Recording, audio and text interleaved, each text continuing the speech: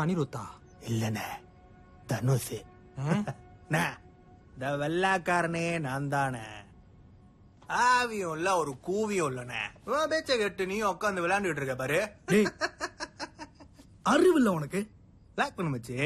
நான் சீரியஸா பேய் வந்துருச்சு நினைச்சு தருமா? மண்டை கேத்திக்கிட்டு இருக்காத, நீ விளாட தேவையில்ல, கிளம்பு. ஏச்சு போடா. கருப்பு கோப்பை கலக்குவோம், கேக்கு சாப்பிடுவோம். வேகமா வச்சுட்டு போடா. பேய கூப்பிட்டு தட்ட சொல்ல போ. மண்டை ஏத்தி விட்டாளா?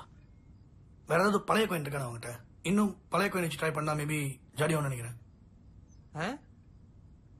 இரு.